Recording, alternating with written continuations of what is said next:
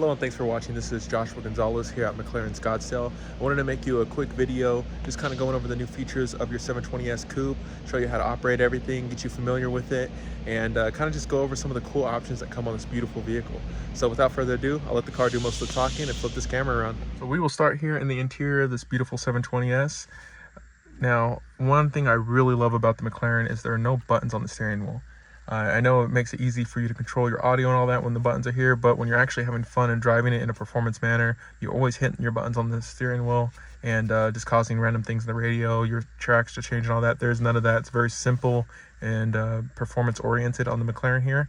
The paddles themselves actually work in a very cool way, where if you pull the downshift paddle towards you, it's going to downshift, but if you push it, it's the same thing as if you pulled in the upshift there.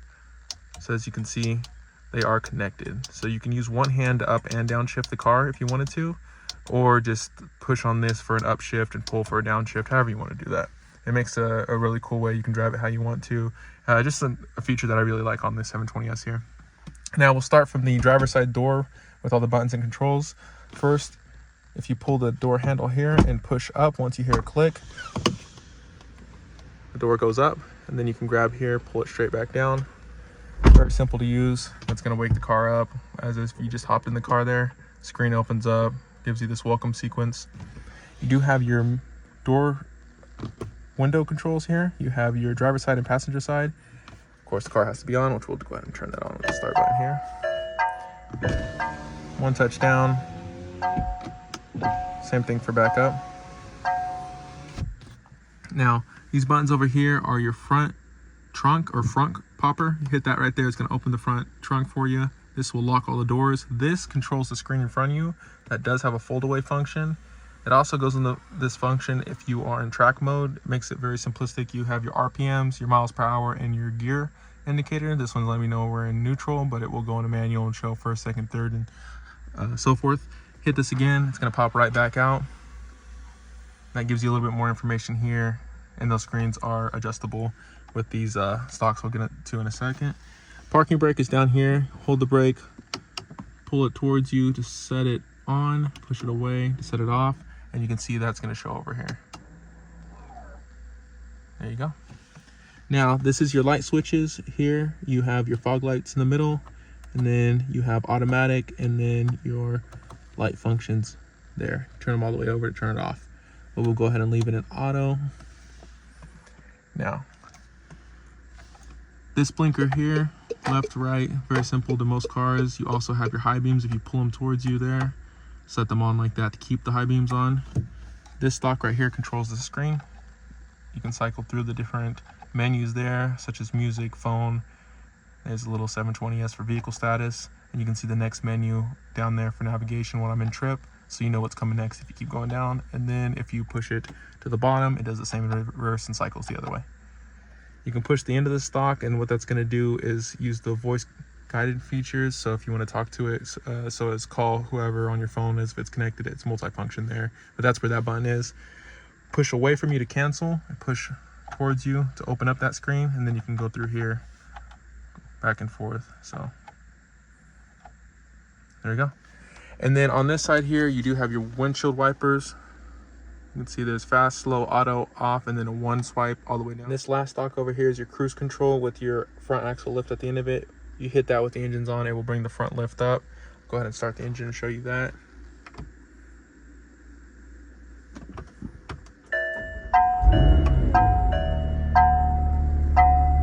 There we go. So I'll hit the end of this. Right horse normal, you're gonna flick it up like that. And you can see the little green McLaren.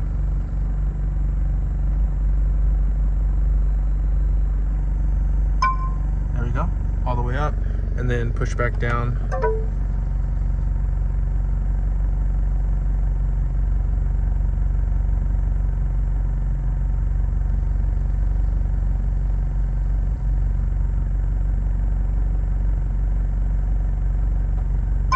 And now it's back down. That's your lift system. Now over here is your mirror controls for the driver and passenger review mirror. Just switch it left or right, whichever side you want to go, and then you can move it around like a joystick. Now if you press the center of this, it brings up your park assist for your sensors, and then you can hit it again, try it off there. Now, this is your active switch. Once you hit the active, it allows you to change your handling and powertrain modes. On the top here, you have comfort, sport, and track, and you can see that switching over here.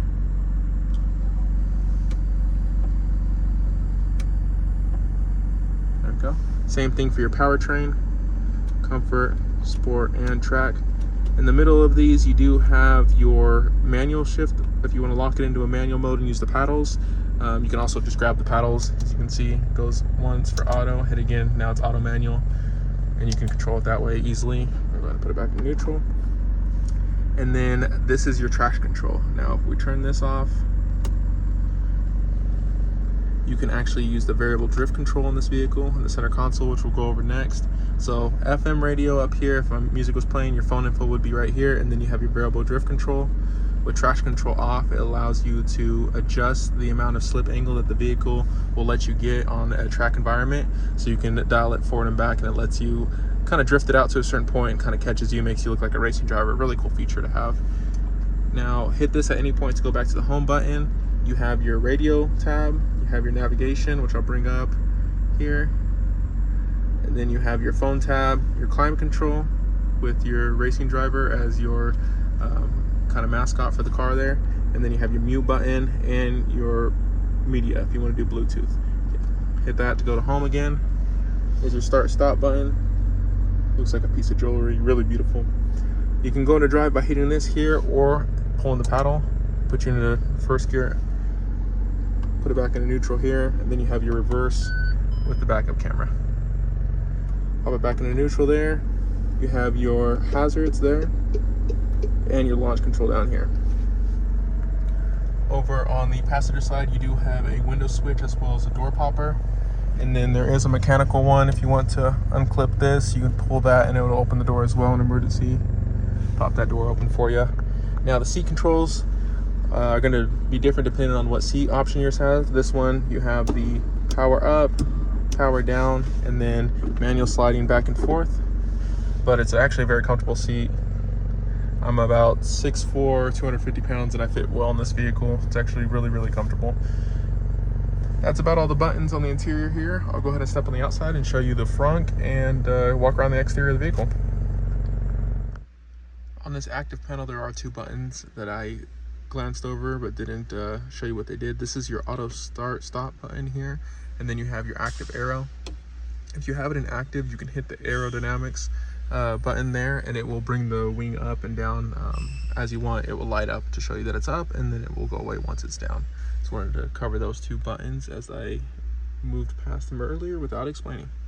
Another button is if you ever need to tow the vehicle, you're going to hit this button here, and that'll allow you to tow the vehicle in an event where you need that done. It's kind of hidden there on the door. Here we are on the exterior. First and foremost, if you have the key on you, it's very easy to open the door. You just come up to this little panel right here, and you're going to push that in. You can see, wait till the window goes down and then pull up. There's your interior for you. I'm going to close that back up. And then on the exterior, we're coming over to the front. So here are the keys. You have your unlock button here, lock button here, and then this is for the front.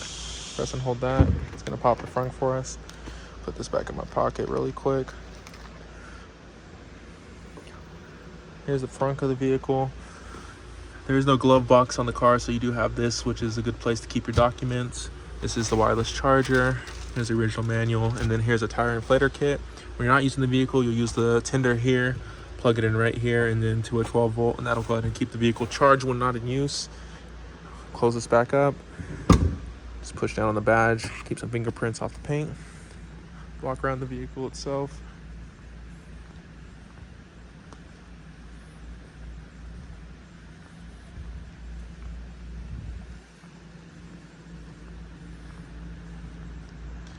And there you go. That's how you operate and go through all the features on a McLaren 720 Coupe. Taking the time to watch this video, I hope you are more confident in the vehicle itself and learned a couple things. If you do have any specific questions that I didn't go over in this video, please feel free to reach out to me anytime. I'd love to FaceTime with you and walk you through any of the questions you may have on your new 720S.